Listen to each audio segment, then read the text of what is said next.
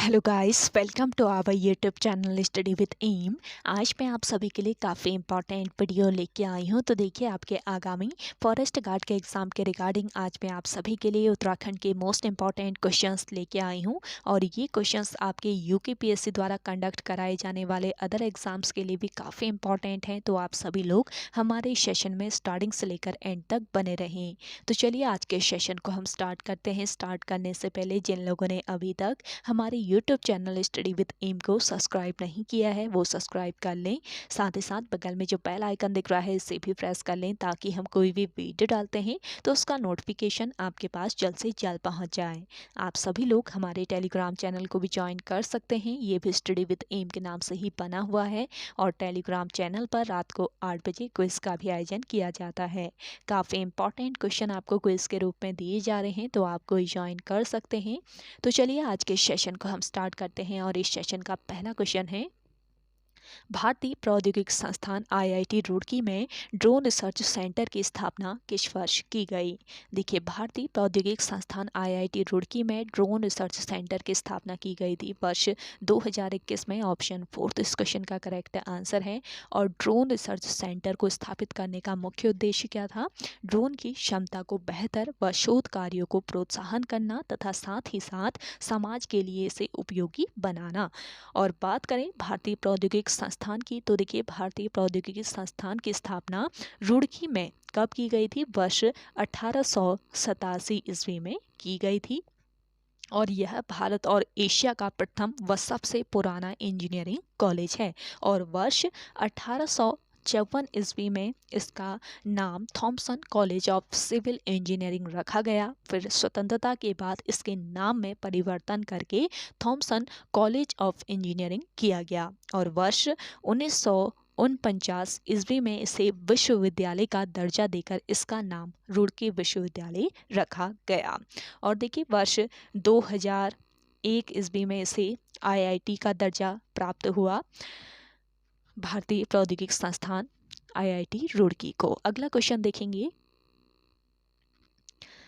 सिमली ग्वालदम बागेश्वर जौलजीबी मार्ग को राष्ट्रीय राजमार्ग संख्या घोषित किया गया है। तो देखिए, सिमली ग्वालदम बागेश्वर जौलजीबी राजमार्ग को राष्ट्रीय राजमार्ग संख्या 109 घोषित किया गया। ऑप्शन फर्स्ट इस क्वेश्चन का राइट आंसर है। नेक्स्ट क्वेश्चन देखेंगे, उत्तराखंड के प्रथम स्वतंत्रता सेनानी कालू मेहरा का संबंध किस जनपद से है? तो देखिए, उत्तराखंड के प्रथम स्वतंत्रता सेनानी थे कालू मेहरा और उनका संबंध किस जनपद से है? चंपावत जनपद से। ऑप्शन फर्स्ट इस क्वेश्चन का करेक्ट आंसर है। देखिए, कालू मेहरा का जन्म वर्ष 1831 ईस्वी में चंपावत जनपद की किस गांव में, विसुंग नामक गांव में हुआ था। और ये उत्तराखंड के प्रथम स्वतंत्रता सेनानी थे। इन्होंने वर्ष 1857 ईस्वी में प्रथम स्वतंत्रता संग्राम के दौरान क्रांतिवीर नामक गुप्त संगठन चलाया था। इंपॉर्टेंट पॉइंट है, इसको ध्यान रखेंगे। नेक्स्ट क्वेश्चन देखें, राजमाता जिया कनकदेई निम्न में से किसकी संरक्षिका थी? तो देखिए, इंपॉर्टेंट क्वेश्चन है। राजमाता जिया कनकदेई जो थी ये प्रदीप शाह की संरक्षिका थी। ऑप्शन थर्ड यहाँ पे आपका राइट आंसर हो जाएगा। देखिए, प्रदीप शाह ने दून की राजधानी नवाद से हटाकर कहाँ पर स्थापित की थी? धामोवाला में स्थापित की थी। प्रदीप शाह ने दून की राजधानी को हटाकर धामोवाला में स्थापित किया। और प्रदीप शाह के समय कुमाऊं पर 1743 ईस्वी में रोहिला आक्रमण अली मोहम्मद के नेतृत्व में हुआ था। तब कुमाऊं का शासक कल्याण चंद्र चतुर्थ था और प्रदीप शाह ने कल्याण चंद्र चतुर्थ की सहायता की। और देखिए, प्रदीप शाह का कार्यकाल चंद व पवार वंश की मित्रता के लिए भी जाना जाता है, ये आपको याद रखना है। और प्रदीप शाह का दीवान कौन था अगर आपसे पूछा जाए तो रघुपति चौथा आपको याद रखना है। रघुपति चौथा प्रदीप शाह का दीवान था। अगला क्वेश्चन देखेंगे, उत्तराखंड में स्थित सभी उद्यारों में से किस उद्यार में सबसे सुंदर मानव कृतियां हैं? तो देखिए, इंपॉर्टेंट क्वेश्चन है। उत्तराखंड में स्थित सभी उद्यारों में से कौन सा उद्यार ऐसा है जिसमें सबसे सुंदर मानव कृतियां है? तो ये है कौन सा उद्यार? गोरखा उद्यार। गोरखा उद्यान या गोरखा गुफा भी इसे कह सकते हैं। ऑप्शन फर्स्ट इस क्वेश्चन का करेक्ट आंसर है। तो देखिए गोरखा उद्यान चमोली जिले के किस गांव में स्थित है? डुंगरी नामक गांव में। इंपॉर्टेंट पॉइंट है, गांव पूछ लिया जाता है। तो गोरखा उद्यान चमोली जिले के डुंगरी गांव में अलकनंदा नदी के तट पर स्थित है और यहाँ मानव, भेड़, बारहसिंगा के 41 रंगीन चित्र मिले हैं, जिसमें 8 चित्र मानव के थे। और गोरखा उद्यान को पुरातत्वविदों की नजरों में लाने का श्रेय किसको दिया जाता है? राकेश भट्ट को। राकेश भट्ट को गोरखा उद्यान को पुरातत्वविदों की नज़रों में लाने का श्रेय दिया जाता है।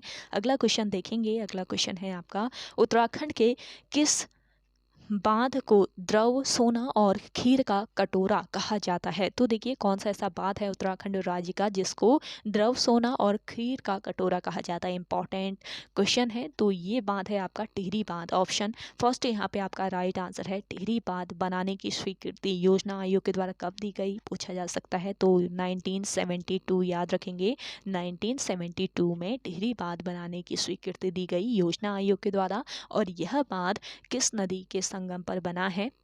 भागीरथी, भागीरथी और भिलंगना, भिलंगना नदियों के संगम पर यह बांध बना हुआ है, टिहरी बांध। और टिहरी बांध का जो जलाशय है ये 42 वर्ग किलोमीटर क्षेत्रफल में फैला हुआ है और इसे स्वामी रामतीर्थ सागर के नाम से जाना जाता है। नेक्स्ट क्वेश्चन देखेंगे, उत्तराखंड में सर्वाधिक भूमि वाली नदी कौन सी है? तो देखिए उत्तराखंड राज्य में सर्वाधिक भूमि वाली नदी कौन सी है? टोंस नदी है। ऑप्शन सेकेंड इस क्वेश्चन का राइट आंसर है। देखिए टोंस नदी घाटी राज्य में सर्वाधिक वनाच्छादित नदी घाटी है। टोंस नदी उत्तराखंड और हिमाचल प्रदेश का बॉर्डर निर्धारित करती है। इंपॉर्टेंट पॉइंट है, आपसे पूछा जाए कि उत्तराखंड और हिमाचल प्रदेश राज्य का बॉर्डर कौन सी नदी निर्धारित करती है? तो ये नदी कौन सी है? टोंस नदी है। और टोंस नदी 148 किलोमीटर बहने के बाद कालसी के आसपास यमुना में मिल जाती है। और सहायक नदियों की बात करें तो खूनीगाड़, इसके अलावा मौनागाड़, ये टोंस नदी की सहायक नदियां हैं। नेक्स्ट क्वेश्चन देखेंगे, निम्न में से कौन सा प्रागैतिहासिक कालीन स्थल यमुना से संबंधित है? तो कौन सा ये प्रागैतिहासिक कालीन स्थल है जो कि यमुना से संबंधित है? तो करेक्ट आंसर हो जाएगा आपका हुडली। ऑप्शन सेकेंड यहाँ पे आपका राइट आंसर है। देखिए हुडली जो है ये किस जनपद में स्थित है? उत्तरकाशी जनपद में। तो हुडली उत्तरकाशी की यमुना घाटी में स्थित है और हुडली से प्राप्त शैल चित्रों में नीले रंग का प्रयोग किया गया है। ये ध्यान रखेंगे, इंपॉर्टेंट पॉइंट है। जो हुडली से प्राप्त शैल चित्र हैं इनमें किस रंग का प्रयोग? नीले रंग का प्रयोग हुआ है। अगला क्वेश्चन देखेंगे, कवि देवराज ने भीमसेन की उपाधि किस पवार शासक को दी थी? मोस्ट इंपॉर्टेंट है। तो देखिए कवि देवराज ने भीमसेन की उपाधि किस पवार शासक को? बलभद्र शाह को दी थी। ऑप्शन सेकेंड यहाँ पे आपका राइट आंसर हो जाएगा। और बलभद्र शाह जो था ये पवार वंश का 43वां शासक था, ये आपको याद रखना है। और कवि देवराज ने बलभद्र शाह की तुलना किससे की थी? भीम से की थी, इसलिए भीमसेन की उपाधि दी गई थी बलभद्र शाह को। बलभद्र शाह प्रथम राजा था जिसने अपने नाम के आगे शाह की उपाधि धारण की थी। और बलभद्र शाह के समय कौन सी प्रथा प्रारंभ हुई थी ये भी आपसे पूछा जा सकता है। तो देखिए बलभद्र शाह के समय एक प्रथा प्रारंभ हुई थी। कौन सी ये प्रथा थी? ये प्रथा थी राजदूत भेजने की प्रथा। तो ये आपको याद रखना है, राजदूत भेजने की प्रथा बलभद्र शाह के समय ही प्रारंभ की गई थी। अगला क्वेश्चन देखेंगे। अगला क्वेश्चन है आपका, राष्ट्रीय महिला आयोग के प्रथम प्रमुख कौन थी? तो देखिए इंपॉर्टेंट क्वेश्चन है। राष्ट्रीय महिला आयोग के प्रथम प्रमुख थी जयंती पटनायक। ऑप्शन फर्स्ट यहाँ पे आपका राइट आंसर है। राष्ट्रीय महिला आयोग भारतीय संसद द्वारा वर्ष 1990 में पारित अधिनियम के तहत 31 जनवरी 1992 में गठित एक संवैधानिक निकाय है। कब इस का गठन किया गया राष्ट्रीय महिला आयोग का पूछा जाए तो आपको याद रखना है वर्ष 1992 में। राष्ट्रीय महिला आयोग भारतीय संसद द्वारा वर्ष 1990 में पारित अधिनियम के तहत 31 जनवरी 1992 में गठित एक संवैधानिक निकाय है और यह एक ऐसी इकाई है जो शिकायत या स्वतः संज्ञान के आधार पर महिलाओं के संवैधानिक हितों और उनके लिए कानूनी सुरक्षा उपायों को लागू करती है। अगला क्वेश्चन देखेंगे, माणकू किस पौवार शासक का दरबारी कवि था? तो देखिए माणकू जो था ये सुदर्शन शाह का दरबारी कवि था। ऑप्शन थर्ड यहाँ पे आपका राइट आंसर है। देखिए चैतू व माणकू। तो देखिए चैतू और माणकू चित्रकार जो थे ना ये सुदर्शन शाह के दरबारी चित्रकार थे और माणकू जो था ये देवलगढ़ समीप रामपुर निवासी था और आंख मिचोली का रंगीन चित्र का भी चित्रांकन किसने किया था? माणकू ने ही किया था। और माणकू ने जयदेव द्वारा रचित गीत गोविंद का चित्रण भी किया था। कब किया था पूछा जाए तो 1730 ईस्वी आपको याद रखना है। माणकू ने 1730 ईस्वी में जयदेव द्वारा रचित गीत गोविंद का चित्रण भी किया था। अगला क्वेश्चन देखेंगे। सेशन पसंद आ रहा है तो जल्दी से लाइक कर लीजिए। जिन लोगों ने अभी भी हमारे YouTube channel study with M को सब्सक्राइब नहीं किया है वो सब्सक्राइब कर लें और सेशन आप सभी लोग ज़्यादा से ज़्यादा शेयर कीजिएगा अपने दोस्तों के साथ अपने व्हाट्सएप ग्रुप्स में। नेक्स्ट क्वेश्चन है आपका, उत्तराखंड राज्य में अटल आदर्श ग्राम योजना किस वर्ष प्रारंभ की गई? तो देखिए उत्तराखंड राज्य में अटल आदर्श ग्राम योजना को प्रारंभ किया गया था वर्ष 2011 में। ऑप्शन थर्ड इस क्वेश्चन का राइट आंसर है। नेक्स्ट क्वेश्चन देखेंगे, हिमालय वन्य जीव संस्थान की स्थापना कब हुई थी? तो देखिए हिमालय वन्य जीव संस्थान की स्थापना वर्ष 1974 ईस्वी में की गई। ऑप्शन फोर्थ यहाँ पे आपका राइट आंसर है। देखिए वन्य जीवों की रक्षा के लिए वर्ष 1974 ईस्वी में कल्याण सिंह रावत ने, ध्यान दीजिएगा किसने? कल्याण सिंह रावत ने, कल्याण सिंह रावत ने हिमालय वन्यजीव संस्थान की स्थापना की थी। और कल्याण सिंह रावत किस आंदोलन के प्रवर्तक माने जाते हैं? आप कमेंट करके बताइएगा। तो वन्य जीवों की रक्षा के लिए वर्ष 1974 में कल्याण सिंह रावत ने हिमालय वन्य जीव संस्थान की स्थापना की। और कल्याण सिंह रावत किस आंदोलन के प्रवर्तक माने जाते हैं? किस आंदोलन के ये प्रवर्तक हैं? मैती आंदोलन के। इसको ध्यान रखेंगे, इंपॉर्टेंट आपका पॉइंट है। और मैती आंदोलन वर्ष 1996 ईस्वी में शुरू हुआ था। मैती आंदोलन को मूर्त रूप जो है ये हिमालय वन्यजीव संस्थान द्वारा ही दिया गया था। अगला क्वेश्चन है आपका, 20वीं सदी के प्रारंभ में उत्तराखंड शैली के चित्रों की खोज की थी। मोस्ट इंपॉर्टेंट है। तो देखिए 20वीं सदी के प्रारंभ में उत्तराखंड शैली के चित्रों की खोज की थी बैरिस्टर मुकुंदी लाल ने। ऑप्शन फोर्थ इस क्वेश्चन का करेक्ट आंसर है। देखिए मुकुंदी लाल का जो जन्म है कब हुआ था? 1885 ईस्वी में चमोली जिले में हुआ था। और मौलाराम के चित्र जो थे, तो मौलाराम के चित्रों को प्रसिद्धि दिलाने में भी इनकी, मुकुंदी लाल की प्रमुख भूमिका रही थी। ये आपको याद रखना है, इंपॉर्टेंट पॉइंट यहाँ पे आपको बताया जा रहे हैं, इन्हें नोट डाउन कर लीजिए आप सभी लोग। और देखिए वर्ष 1922 की बात करें तो वर्ष 1922 में इन्होंने लैंसडाउन से तरुण कुमाऊं नामक मासिक पत्रिका का संपादन किया जो कि मेजनी की यंग इटली के तर्ज पर था। और वर्ष 1938 ईस्वी में नरेंद्र शाह ने मुकुंदी लाल को टिहरी राज्य हाईकोर्ट का न्यायाधीश भी नियुक्त किया था। अगला क्वेश्चन देखेंगे,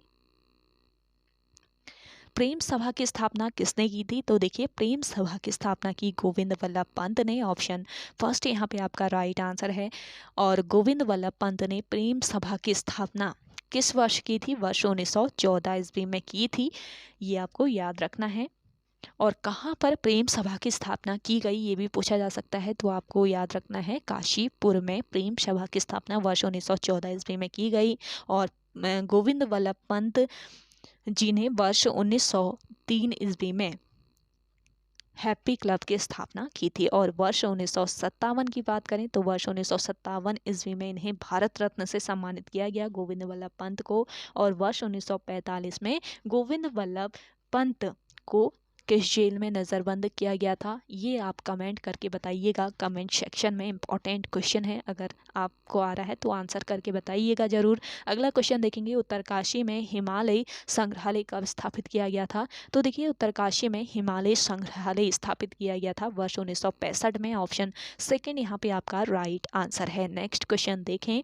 नेक्स्ट क्वेश्चन है, गुरुकुल कांगड़ी विश्वविद्यालय के संस्थापक कौन थे? देखिए गुरुकुल कांगड़ी विश्वविद्यालय के संस्थापक थे स्वामी श्रद्धानंद। ऑप्शन थर्ड यहाँ पे आपका राइट आंसर है, स्वामी श्रद्धानंद गुरुकुल कांगड़ी विश्वविद्यालय के संस्थापक थे। अगला क्वेश्चन देखेंगे, उत्तरकाशी का पौराणिक नाम क्या है? देखिए उत्तरकाशी का पौराणिक नाम है सौमिकाशी। ऑप्शन सेकंड बिल्कुल राइट आंसर है। और उत्तरकाशी का प्राचीन नाम आपसे पूछा जाए तो क्या है? बाड़ाहाट। बाड़ाहाट प्राचीन नाम है और पौराणिक नाम है सौमिकाशी। दोनों पॉइंट याद रखेंगे। और विश्वनाथ मंदिर के कारण इसका नाम उत्तरकाशी पड़ा था। और उत्तरकाशी जनपद पवार वंश के अधीन रहा, लेकिन वर्ष 1803 ईस्वी से लेकर 1815 ईस्वी तक ये गोरखों के अधीन रहा। और उत्तरकाशी जो है ये उत्तराखंड राज्य का सबसे उत्तरी जिला है और यह जिला मध्य हिमालय व उच्च हिमालय क्षेत्र में स्थित है। तो काफ़ी इंपॉर्टेंट पॉइंट है ना, इन्हें नोट डाउन जरूर कर लें आप सभी लोग। अगला क्वेश्चन देखेंगे, हिंदू विवाह अधिनियम कब पारित किया गया है? मोस्ट इंपॉर्टेंट है। हिंदू विवाह अधिनियम पारित किया गया था वर्ष 1955 ईस्वी में। ऑप्शन सेकंड बिल्कुल राइट आंसर है। हिंदू विवाह अधिनियम भारत की संसद द्वारा वर्ष 1955 ईस्वी में पारित एक कानून है और इसी समय 3 अन्य महत्वपूर्ण कानून भी पारित किए गए थे। वर्ष 1955 के समय ही 3 अन्य महत्वपूर्ण कानून पारित हुए थे। कौन कौन से ये कानून थे? नोट कर लीजिए। पहला कानून था हिंदू उत्तराधिकार अधिनियम, दूसरा था हिंदू अल्पसंख्यक तथा अभिभावक अधिनियम, तीसरा था हिंदू एडॉप्शन और भरण पोषण अधिनियम। तो ये तीनों जो अधिनियम थे, तीनों कानून इसी समय पारित किए गए थे वर्ष 1955 के समय। और ये सभी नियम हिंदुओं के वैदिक परंपराओं को आधुनिक बनाने के उद्देश्य से लागू किए गए थे। अगला क्वेश्चन है आपका, पुष्टि मार्ग का प्रवर्तन किसने किया था? तो देखिए पुष्टि मार्ग का प्रवर्तन किसने किया ये बताना है। तो करेक्ट आंसर आपका हो जाएगा वल्लभाचार्य। ऑप्शन फर्स्ट बिल्कुल राइट आंसर है। और देखिए भक्ति के क्षेत्र में महाप्रभु श्री वल्लभाचार्य जी का साधन मार्ग पुष्टि मार्ग कहलाता है। और पुष्टि मार्ग के अनुसार सेवा कितने प्रकार की होती है? 2 प्रकार की होती है। एक तो होती है आपकी नाम सेवा, दूसरी होती है स्वरूप सेवा। तो पुष्टि मार्ग के अकॉर्डिंग 2 प्रकार की सेवाएं हैं, नाम सेवा, दूसरा स्वरूप सेवा। और वल्लभाचार्य द्वारा प्रतिपादित शुद्धाद्वैतवाद दर्शन के भक्ति मार्ग को कहा जाता है पुष्टि मार्ग। ये आपको याद रखना है। तो ओके गाइस, आज के सेशन में इतना ही। आई होप आप सभी को आज का ये सेशन काफ़ी पसंद आया होगा। अगर आप सभी को आज का ये सेशन पसंद आता है तो इस सेशन को लाइक कीजिए, शेयर कीजिए। जिन लोगों ने अभी भी हमारे YouTube channel study with M को सब्सक्राइब नहीं किया है वो सब्सक्राइब कर लीजिए। तो चलिए मिलते हैं नेक्स्ट इंटरेस्टिंग वीडियोज़ के साथ, तब तक के लिए धन्यवाद।